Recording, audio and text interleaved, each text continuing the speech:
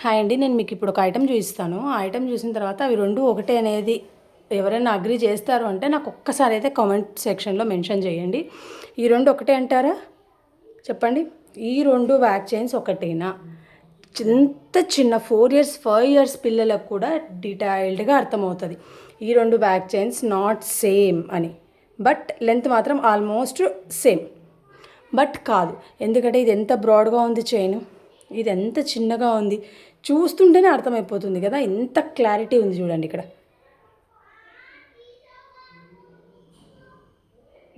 ఈ రెండు సేమ్ అని ఎవరైతే అనరు. ఇలా ఉందండి బయట అంతా.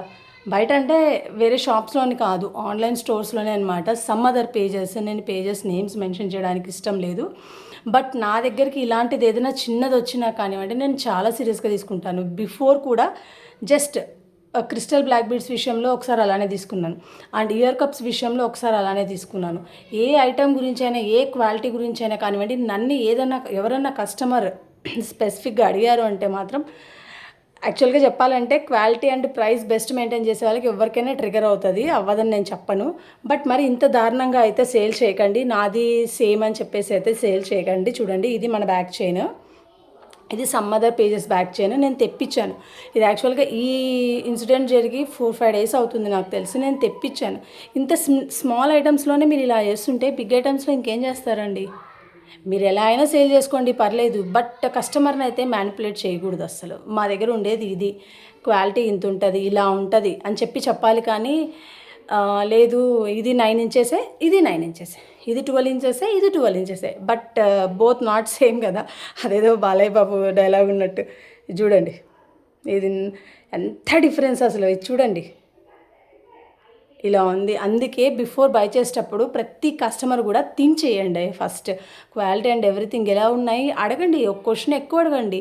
వాళ్ళు సేల్ చేయాలనుకుంటే, బిజినెస్ చేసే వాళ్ళైతే కంపల్సరీ చెప్తారు. నేను ఈచ్ అండ్ ఎవ్రీకి మెసేజ్కి రిప్లై ఇస్తాను. అది బ్యాడ్ అయినా గుడ్ అయినా అండ్ ఏదైనా కానివ్వండి. నా దగ్గర వాళ్ళు ఆర్డర్ చేసినా చేయకపోయినా రివ్యూస్లో కూడా చాలా ఉన్నాయండి. నేను ఏది తీసుకోకుండా కానివ్వండి మీకు మాకు అన్నిటికీ రిప్లై ఇచ్చారని. ఇప్పుడు ఎవరన్నా ఒక ఐటెం బై చేయకపోతే అడిగి రిప్లై ఇచ్చే వాళ్ళు ఉన్నారా? లేరు. ఇలా ఇంత మాలాగా జెన్యున్ ఉండే వాళ్ళకి మాత్రం క్వశ్చన్స్ అండ్ చాలా చాలా ఏమంటారు ఎక్స్ప్లెనేషన్స్ ఇవ్వాలి. ఇలా ఈజీగా మోసం చేసే వాళ్ళ దగ్గర మాత్రము, మోసం అని అయితే చెప్పను, అది వాళ్ళ బిజినెస్ టెక్నిక్. సారీ, మోసం అని అయితే కాదండి, అది వాళ్ళ బిజినెస్ టెక్నిక్. ఇట్లా బిజినెస్ టెక్నిక్స్ టాక్టిక్స్ యూజ్ చేసే వాళ్ళ దగ్గర అయితే బై చేస్తారు.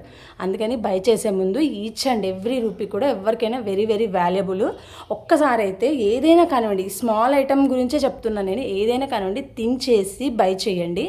అది నా దగ్గర బై చేయాలని చెప్పట్లేదు. నాకంటే బెటర్ ప్రైస్ మీకు దొరికిందంటే you can go with them, no problem. దాంట్లో జస్ట్ నేను క్లారిటీ ఇస్తున్నాను అనమాట. నా దగ్గరికి ఏదైనా వచ్చింది అంటే నేను ఎంత జెన్యున్గా ఉంటాను, నేను ఎంత బెస్ట్ క్వాలిటీ ఇస్తాను కస్టమర్కి, ఎంత బెస్ట్ ప్రైస్ ఇస్తాను అనేది చెప్తున్నాను. Okay, thank you all. Signing off Lakshmi.